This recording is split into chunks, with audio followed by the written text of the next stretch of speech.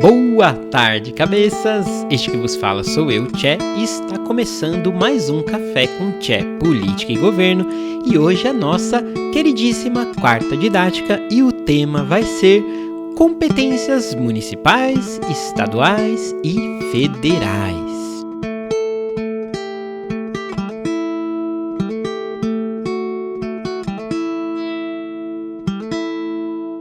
Você sabe quais são as competências de cada esfera do governo? Você sabe dizer aí quais são os impostos da sua cidade, do seu estado? Sabe dizer quais são os impostos federais? Você cabeça, você sabe para quem endereçar as suas demandas? Bom, a gente em geral, costuma reclamar do governo. Nós reclamamos do governo, mas em geral também a gente nem sabe de qual governo reclamar.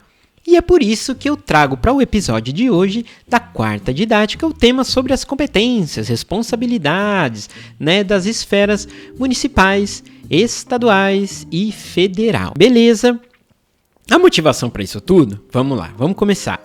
O que motivou que Tchê trouxesse um tema aí para falar sobre as diferentes competências aí de cada esfera da administração pública? A primeira motivação é para que a gente consiga entender melhor o que são responsabilidades de cada ente, o que é responsabilidade aí do seu município, dos prefeitos, dos vereadores, o que é competência do seu estado, dos deputados estaduais, do governador e assim também para a União.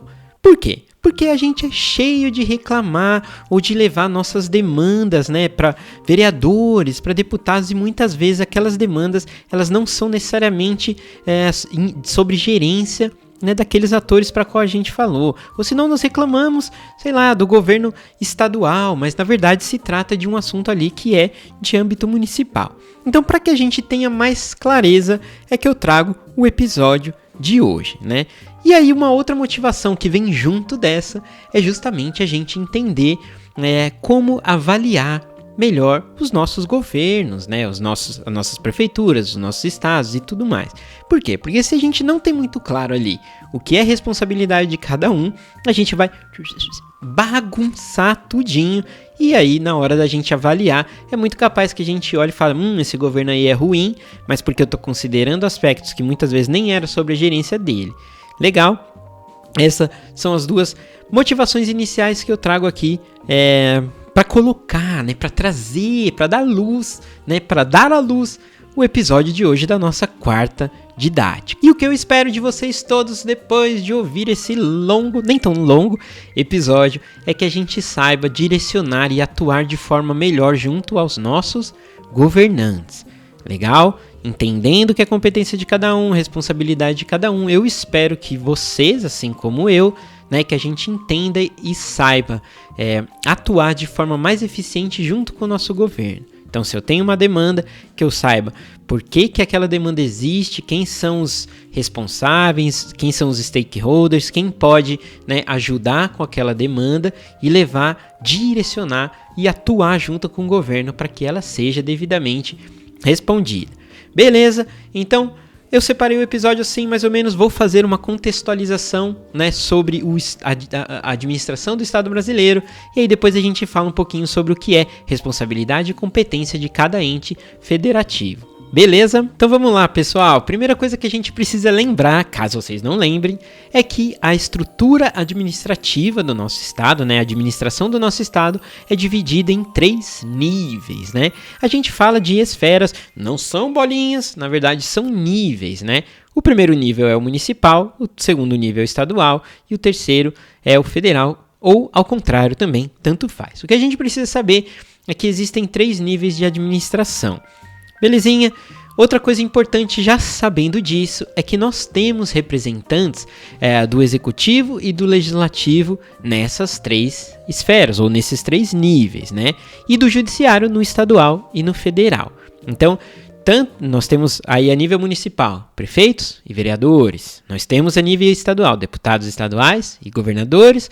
E a nível federal, nós temos aí, o presidente da República e nós temos, né, os deputados federais e senadores.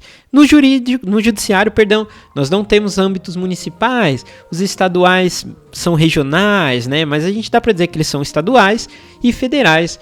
E aí são eles, por exemplo, o STJ, o STF, o Supremo Tribunal Eleitoral, né, e por aí vai. Legal? Isso é importante a gente saber. E aí a gente vai para um terceiro ponto, na verdade, né? Super importante. E se você aí é essa pessoa que eu vou falar, não se sinta envergonhado, porque muita gente pensa assim, mas que fique extremamente claro. Esses 3 níveis da administração pública, eles não são hierarquizados. Não há hierarquia entre eles, ou seja, o município não está subjugado ao Estado. O Estado e os municípios não estão subjugados à União. Em termos mais diretos, significa o seguinte, né? Os prefeitos, eles não têm como chefe o governador daquele estado, né? Os governadores dos estados não têm como chefe o presidente da república, né? Eles não têm relação de hierarquia direta. Agora, imagina você que complicado ia ser se eu, fosse aí prefeito de uma grande cidade, por exemplo, como Santos, aqui onde eu moro, e aí eu tivesse que responder para 2 chefes. E esses chefes fossem o Dória e depois o Bolsonaro. Ia ser uma tarefa bastante difícil. Então a gente precisa saber isso, meu povo. Não há hierarquia entre os níveis da administração pública no Brasil. Próxima coisinha que a gente precisa saber, bem importante, né? Sobre as responsas. Sim, sobre as responsabilidades de cada um de forma genérica, né? O que a gente precisa entender é que existem basicamente eu disse, 2 tipos de responsabilidades, né? As que são exclusivas e as não exclusivas. Isso significa o quê? Que a nossa União, né, o governo federal, por exemplo, ele tem responsabilidades ali que só ele pode fazer, né? Só ele tem aquelas responsabilidades. Existem responsabilidades que só o seu estado ou só o seu município tem, e existem responsabilidades ali que são compartilhadas entre eles. Beleza? Isso é extremamente importante para a gente entender, né, na hora de avaliar determinadas políticas públicas, ações, programas e tudo mais. Porque, né, se nós temos algo ali de competência exclusiva de determinado ente, né, do município, estado ou união, é muito provável que seja ele o principal responsável, né, para que a gente tenha que direcionar as demandas daquele tema.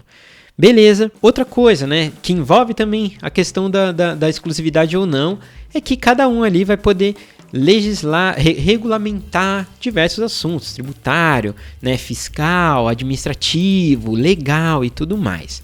Porém, sempre respeitando a hierarquia das leis. Então, por mais que os níveis que não haja hierarquia administrativa, né, em relação à administração do Estado brasileiro, existe uma hierarquia de leis, legislativa. O que isso significa, afinal de contas? Significa que nenhuma lei municipal pode contradizer, conflitar ou concorrer com uma lei estadual e muito menos com uma lei federal. Beleza? Outra coisa importantíssima para que a gente entenda, e eu acho que é mais ou menos também um ponto que eu quero debater depois de esclarecer as competências de cada entidade, cada ente, né? Que o nosso Estado, ele é altamente centralizado na União. O nosso Estado, né, a nossa administração pública brasileira é altamente centralizada. Os recursos são muito centralizados na União. E eu vou mostrar isso depois para vocês, inclusive em números, né? Porém, a gestão administrativa, né, a operação, as políticas públicas, elas são descentralizadas. Então isso significa o quê? Que a maioria do recurso, do din-din, né, da bufunfa, da grana, tá nas mãos do governo federal. Porém, aquele pessoalzinho que mete a mão na massa ali, né, a educação, a saúde, transporte, segurança e tudo mais, elas são praticamente conduzidas aí pelos estados e pelos municípios. Então, a operação, né, as políticas públicas são colocadas em prática muito mais de forma descentralizada nos municípios e estados, e a gestão financeira é centralizada na União. Então vamos lá, acabei de falar União, então vamos começar, né, falando um pouco sobre a União, né? Então a União, né, é a grande federação do Brasil, né, o órgão máximo nacional, e ali nós temos representantes, como eu já falei, do Legislativo, do Judiciário e do Executivo. Do Executivo é o Presidente da República, os ministros, secretários e todo mundo que está ali embaixo dele. No Legislativo, nós estamos falando do Congresso Nacional, deputados federais e senadores, e do Judiciário, dos órgãos, né, dos tribunais superiores e principalmente do STF, que é o nosso Superior Tribunal Federal. Beleza, esses são os representantes aí de cada poder dentro da esfera federal. E aí, aproveitando, quero bater na tecla de uma coisa que eu acabei de falar, em relação à legislação precedente, né? Então, o âmbito federal tem a precedência. Isso significa que todas as demais regulamentações, todo o ordenamento jurídico, né, que vier depois nos estaduais e municipais, vamos dizer assim, eles têm que respeitar e não concorrer e não conflitar com as legislações federais, como eu disse. Então, as federais são, né, são aí superiores às demais legislações no Brasil. Bom, pessoal, vamos falar então sobre as exclusividades aí da União, do governo federal, né, do âmbito federal. Primeira coisa, e acho que uma das mais importantes que a gente entender que é exclusividade da federação é a política econômica. Então, a política fiscal, né, definição de políticas cambiais, da política monetária, emissão de moedas, por exemplo, tudo isso é feito exclusivamente pela federação, né? E é óbvio, né? Imagina que dificuldade é ser gerenciar um estado aí com diferentes emissões de moedas, né? Com diferentes políticas monetárias, cambiais, ia ser uma grande bagunça. Então isso é feito única e exclusivamente aí pela federação. Beleza? Outra coisa importante que é de exclusividade aí da União é a segurança nacional. Então, a defesa nacional. Nós não temos exércitos municipais, não temos aeronáutica estadual e nada disso. Nós só temos um grande exército, né, a defesa nacional federal. Obviamente descentralizado, né, pelo Brasil todo, mas todos de gerência federal. Né? Além disso, por exemplo, decretação de guerra, né? Tudo que tem a ver com guerra, com defesa de fronteiras e por aí vai, tudo isso é de responsabilidade exclusiva da federação. Outra coisa importante aí que é legal a gente falar é que, né, a gestão da energia nuclear é também de responsabilidade exclusiva da União. Além disso, também obras de grande porte, né? Hidrelétricas, vamos dizer assim, rodovias que cortam o Brasil, transamazônica, né? Grandes portos e por aí vai. Isso é de responsabilidade da federação. E por fim, acho que uma última coisa que eu gostaria de falar que é muito relevante, né? Que a gente saiba que é exclusivo, tem a ver com as agências reguladoras. Então, todas as agências nacionais de regulação, são justamente nacionais, elas são de exclusividade da União. Então, por exemplo, recentemente com a pandemia nós tivemos aí, né, bastante olhares na Anvisa, que é uma agência nacional de vigilância sanitária. Regula aí muita coisa em relação à política sanitária, né, a questões ligadas com saúde, com medicamentos, com diagnóstico e por aí vai. Beleza, nós temos também uma que é super reclamada por todos nós, que é a Anatel, que é a Agência Nacional de Telecomunicações. Essas agências são reguladoras, ou seja, elas fazem o papel ali de regular, de fiscalizar, né, o andamento daquela determinada área da economia, né, do nosso estado. Beleza, então não existem agências reguladoras que não sejam nacionais, né? Até pode existir para algumas coisas, só que elas são subjugadas totalmente às legislações federais ou mesmo a essas próprias agências nacionais que eu falei. Beleza, e agora eu acho que a gente pode começar a entrar um pouquinho mais em competências da federação que não são exclusivas. E aí a primeira coisa que eu falo que quase sempre é conduzido pela federação são as legislações em relação aí, por exemplo, a terras indígenas, a comunidades indígenas, a comunidades quilombolas, né, a determinadas minorias, demarcações de terras indígenas, por exemplo, né, demarcações de parques e por aí vai, parques nacionais, né, reservas.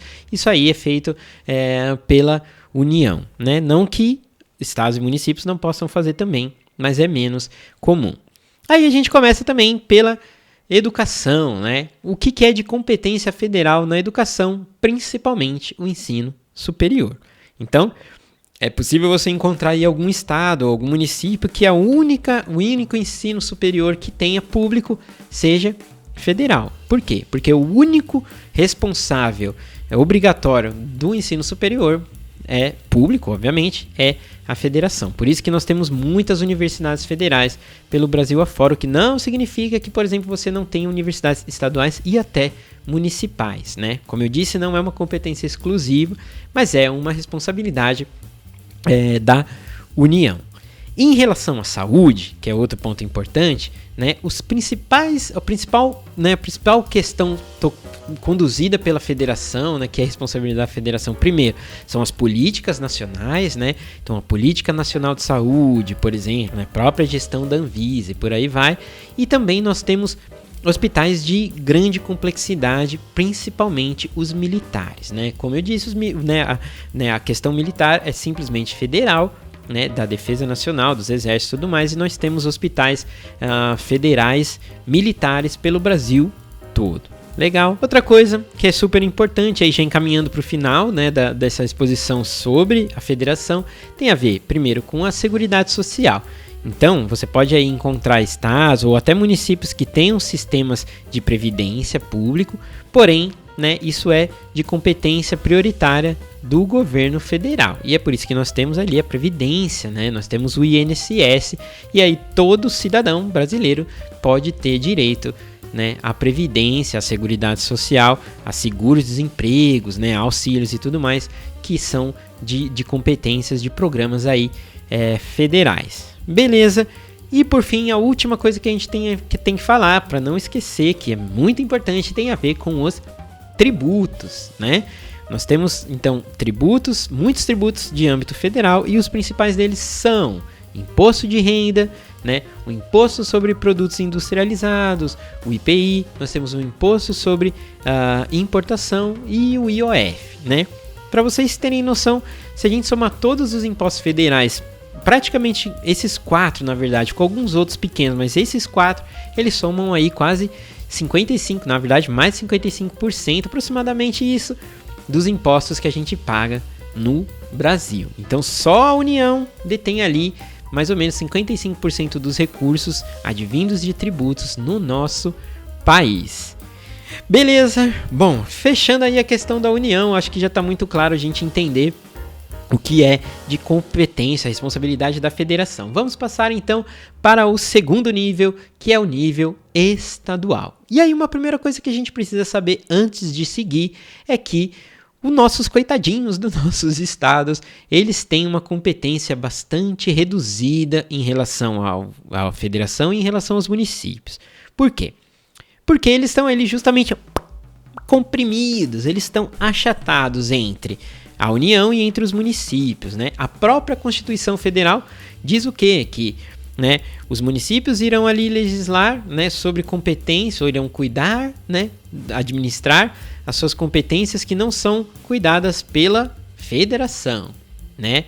O que isso significa? Que o Estado, na verdade, ele vai ficar responsável simplesmente por administrar o que não é cuidado pela federação e pelos municípios. Então, obviamente, é um pouco reduzido. Então essa é a primeira coisa que a gente tem que entender sobre os nossos estados. Belezinha? Então vamos lá. Primeira coisa que é importante falar dos estados, acho que todo mundo lembra sempre disso, tem a ver com a segurança. Então, né, o estado, ele é responsável aí pela segurança, né, pela segurança pública. E é por isso que nós temos aí, né, as polícias militares e civil, e elas são estaduais, né? Nós temos a PM de São Paulo, a PM do Rio de Janeiro e por aí vai. Então a segurança pública, ela é de competência do Estado. Obviamente tem aí a segurança nacional, né? Nós temos a Guarda Nacional e tudo mais. Temos guardas civis metropolitanas, que são municipais, mas no geral a segurança pública no Brasil é administrada pelos estados.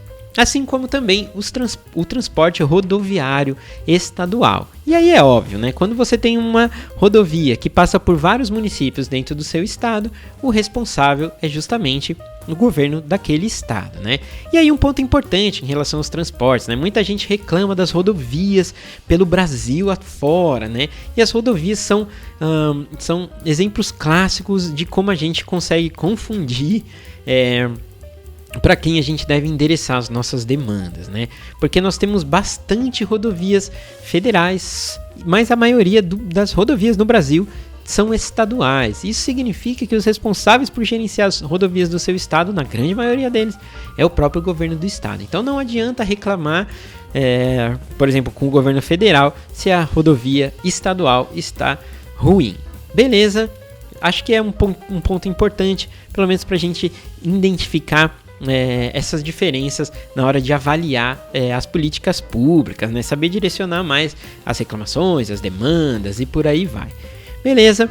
Se tratando, por exemplo, de educação. Então, na educação, o governo estadual ele é responsável pelo ensino médio. Não significa que o governo estadual não possa ter ensino básico, ensino fundamental ou ensino superior. Os estados podem proporcionar isso, mas a responsabilidade dele é o ensino médio. Estados como São Paulo, por exemplo, Rio de Janeiro e outros, têm universidades estaduais. Então, o governo do estado pode ter também atuação no ensino superior, mas a prerrogativa principal dele é ensino médio, e é por isso que é muito difícil você encontrar uma escola com ensino médio público no Brasil que não seja estadual. Legal? Outra coisa em relação à saúde, Eu vou falar mais pra frente, mas assim, já dando um spoiler, os municípios eles são mais responsáveis por atenções básicas, primárias, por coisas um pouco mais, vamos dizer assim, mais da base, operacionais, Então, na saúde, o governo do estado normalmente gerencia hospitais de maior complexidade. Normalmente hospitais e normalmente de maior complexidade, hospitais que fazem cirurgias, que fazem tratamento de câncer, e por aí vai. Beleza? Bom, aeroportos regionais também são de responsabilidade dos estados, assim como também os transportes metropolitanos. Eles são metropolitanos e são de gestão estadual quando eles têm ali acesso a mais de um município. É o caso, por exemplo, da CPTM aqui no estado de São Paulo, A companhia de trens metropolitanos, ele passa aí por vários municípios, principalmente ligados aí à região metropolitana de São Paulo, e aí é de gestão justamente estadual. Outra coisa de gestão estadual são os recursos hídricos. Então, se você é aqui como São Paulo, se você está num lugar igual São Paulo, que tem muito problema hídrico, quando há uma estiagem, há um grande problema hídrico. Então, a gestão do complexo hídrico é de competência do estado. Beleza? E acho que por fim, então, vamos falar também, como eu falei lá atrás da federação, sobre os tributos estaduais. E são eles o nosso ICMS, o IPVA e o ITCMD. O ICMS aí, um imposto sobre produtos, sobre bens, e o IPVA, tão conhecido também, que é sobre os veículos automotores. Então, todo mundo que tem carro, caminhão, por aí vai, paga o IPVA. Beleza, como eu comentei lá atrás, então, para vocês relembrarem, os tributos federais, eles representam ali mais ou menos 55% da carga tributária no Brasil. Esses que eu falei agora, e mais alguns impostos estaduais, representam aí 35%. Beleza, então nós já temos aí 95% dos impostos no Brasil, ou são federais ou são estaduais, e aí a gente já está prontíssimo para falar um pouco sobre os nossos amadíssimos municípios. Então, antes da gente entrar mais um pouquinho sobre cada ponto específico dos municípios, a gente precisa saber uma coisa, Os municípios eles são responsáveis por administrar aqueles temas, as políticas que são bem do dia a dia, vamos dizer assim, para ficar mais fácil da gente entender, do dia a dia, Então, assim, por exemplo, saneamento básico, Isso é uma questão de gerência municipal. Mobilidade urbana, a qualidade das calçadas, a qualidade do asfalto das ruas, iluminação pública, Tudo isso que está ali bem no nosso dia a dia, bem na nossa frente, bem no nosso front, isso aí são normalmente de competências municipais, beleza? Conservação de parques, de praças, Tudo isso que tem a ver com a manutenção ali do ambiente urbano, ou do ambiente, o ambiente urbano, basicamente, ou mesmo rural, se for um município rural, mas que tem a ver com acesso, que tem a ver com o transporte ali do município, tudo isso é de competência municipal. Bom, outra coisa que é bem do nosso dia a dia também é em relação à limpeza urbana. Então, coleta de lixo é reciclável, compostagem, por aí vai. Isso aí é de competência também municipal. Além disso, como eu cheguei a comentar também, né, o município pode cuidar da segurança tendo uma guarda civil metropolitana. Então, existem alguns municípios que também fazem a segurança municipal, caso de São Paulo, por exemplo, né, e outros municípios que têm uma segurança municipal.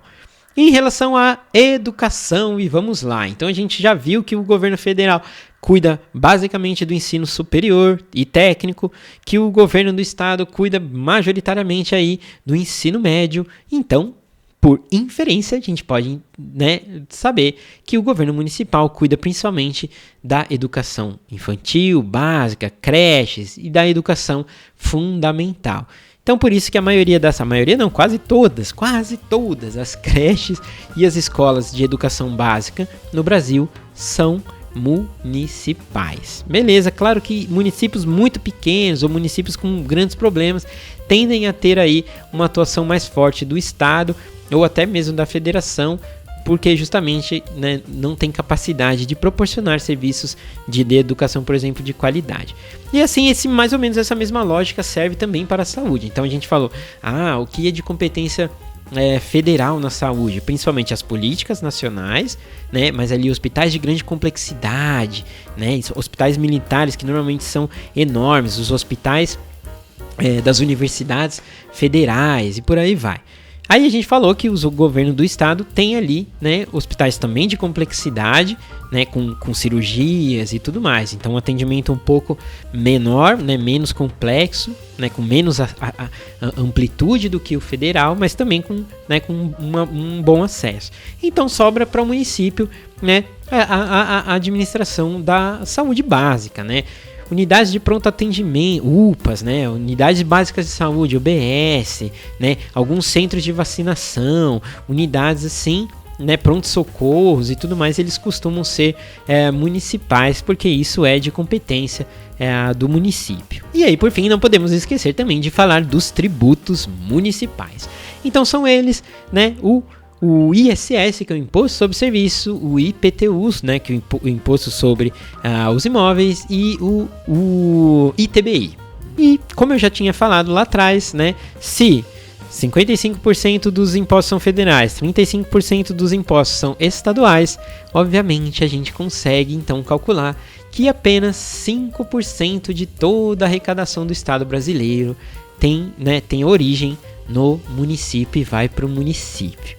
E aí você já deve estar matutando aí na sua cabeça, ora tchê, mas se você falou que quase a maioria das coisas, né, do dia a dia e tudo mais, quem cuida é o município, por que ele tem só 5% de todo o recurso de tributos nacional? Eu faço a mesma pergunta, eu volto ela. Na verdade não volto, né? Ocorre que aquilo que eu falei, né, o nosso estado, ele é altamente centralizado na federação. E isso causa um problema, né, um desequilíbrio financeiro, administrativo, operacional no nosso estado.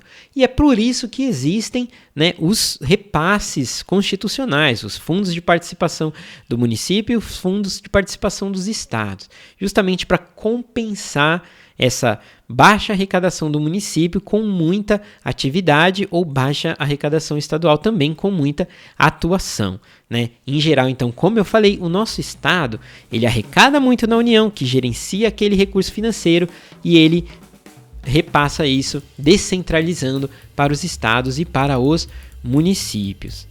Legal. Há uma discussão bastante antiga sobre esse nosso modelo, né? Porque se nós temos um modelo em que a União arrecada e transfere para os municípios e estados, por que não diminuir, né, a arrecadação do governo federal e simplesmente dar mais autonomia para aumentar a arrecadação dos municípios e estados, né? Se eu tenho que repassar para eles, por que eu não deixo eles mesmos arrecadarem? Essa é uma discussão bastante antiga, bastante acalorada e que tem caminhado bastante para para que alguma coisa mude, vamos dizer assim, nos próximos aninhos aí. Então acho que eu gostaria de ir encaminhando para o finalmente, mas de fazer uma comparação para que a gente consiga entender isso que eu tenho falado, né? Aí, né? Porque daí você pergunta, tá bom, tia, beleza, cara, você falou que o Estado centraliza os recursos financeiros na União e descentraliza, né, as políticas públicas, as ações e tudo mais nos municípios e nos estados. Mas o que isso significa, né?